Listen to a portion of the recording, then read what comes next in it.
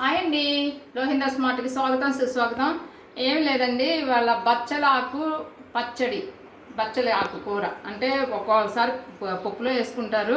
కానీ నేను వాళ్ళ బండ పచ్చడి చేద్దామని చెప్పి తినాలనిపిస్తుంది, అందుకని చెప్పి అలా చేసుకున్నాను. ఇదిగోండి బచ్చలాకు 2 కట్టలు, 4 పచ్చిమిరపకాయలు వేసుకున్నాను, 1 టమాటా వేసుకున్నాను. దీంట్లో సాల్ట్ వేసి ఒక పావు గంట దాన్ని అదే కూర పెట్టాలి, దాంట్లో పెట్టాలి. తర్వాత తీసి మామూలు నీళ్ళలో కడిగి కోసుకోవాలి.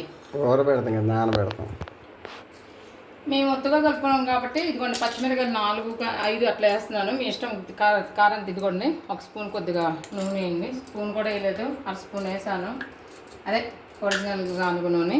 తర్వాత వేసేసుకొని మొత్తం ఇవి కూడా నేను లావుగానే కోసేసానండి, ఎందుకంటే మిక్సీలు ఇంటి కొట్ట నాకు రోల్ లేదు. వేసేసుకొని మగ్గ పెట్టుకోవాలి. 1 స్పూన్ ధనియాలు కూడా వేసుకోండి ముందు నూనెలో. నా దగ్గర అదే మీరు ధనియాలు దమ్మంటే పొడి తీసుకొచ్చారు, అందుకని అది వేస్ట్ చేయడం ఎందుకని అదే వాడుతున్నాను. నేను డైరెక్ట్గా పచ్చడిలో కొద్దిగా వేసేస్తాను. 1 స్పూన్ ధనియాలు వేసి నూనె పచ్చిమిరకాయలు వేయించిన తర్వాత ఆకుకూర టమాటాలు వేసి మగ్గు పెట్టుకోండి.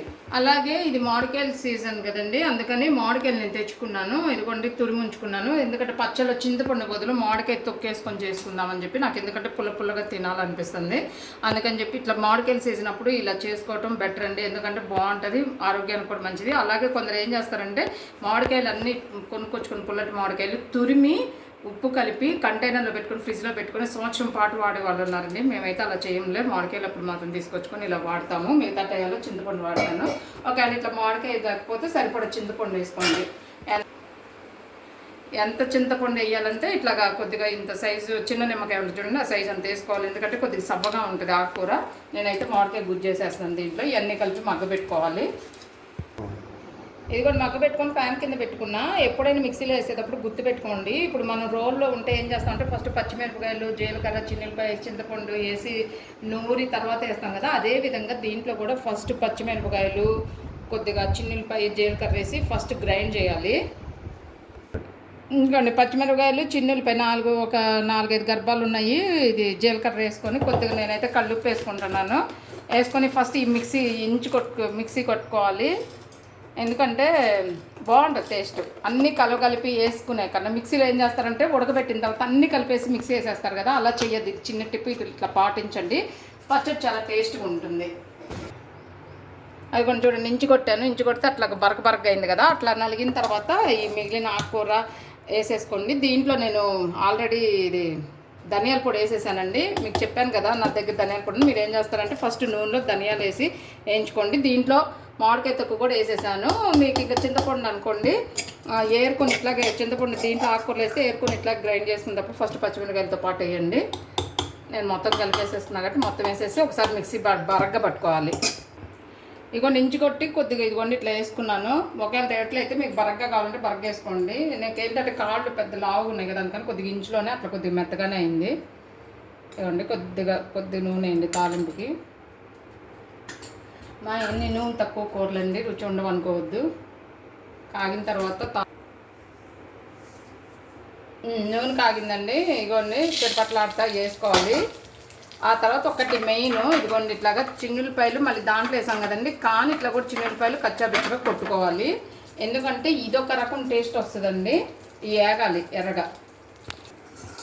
అగోండి చిటపట్లు ఆడుతున్నాయి, ఇదిగోండి ఇట్లాగా ఎర్రగా దోరగా వేయించుకోండి.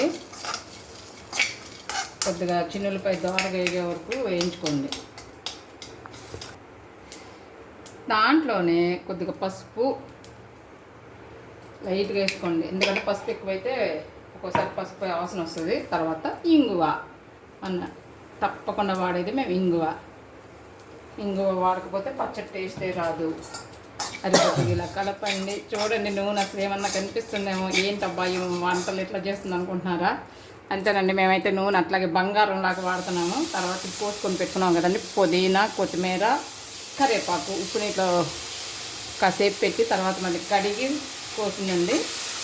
ఇదేం లేదు, మొత్తం ఇట్లా కలిసిపోయే వరకు కచ్చాబిచ్చాగా, మరీ ఏగక్కర్లేదండి. ఆ తర్వాత కట్టేసి దాంట్లో పచ్చడి వేసేయండి. అక్కడ నూనె ఎక్కువ ఉంది అనుకోండి, లైన్గా సుయ్యమని వస్తుందండి. కాకపోతే మీరు తక్కువ ఉంది కాబట్టి మీకు ఆ సౌండ్ సరిగ్గా అర్థం కావట్లేదు. ఇంకా అంతేనండి, కలిపేసుకోండి. ఇప్పుడు ఇది ఎలాగంటే మామూలుగా చూస్తానికి ఉప్పు కూడా సరిపోయిందో లేదో కొద్దిగా చూసుకొని కావాలంటే వేసుకోండి. కూడా ఇవ్వండి బ్రౌన్ రైస్లో ఇవ్వండి పచ్చడి అట్లా నిండుగా కలుపుతాను. అందుకనే మేము పచ్చిమిరపకాయలైనా ఉప్పు అయినా తక్కువ వాడేది. ఎందుకంటే ఇలా కలుపుకున్నప్పుడు ఏమవుతుందంటే ఒత్తుగా కలుపుకున్నప్పుడు ఉప్పు కసం అవుతుంది, పచ్చిమిరపకాయలు ఘాటు అనిపిస్తాయి. అలా వేసాం కాబట్టి కరెక్ట్గా సరిపోతుంది. బాగుందండి. నాకు తింటే మామిడికాయ వేసి ఎట్లా ఉందంటే చుక్కకూర పచ్చడి చేస్తాను చూడండి, అలా అనిపిస్తుంది. మీ ఇష్టం అండి. మామిడికాయ ముక్క వేసుకుంటే మామిడికాయ పులుపు వేసుకోండి మీకు సరిపడా, లేదంటే చింతపండు వేసుకొని ఇట్లా చేసుకోండి. ఆరోగ్యానికి ఆరోగ్యం, మంచిది. డైట్ ఎందుకంటే దాంట్లో నూనె లేదు, 1 స్పూన్ ఎంత ఉంది.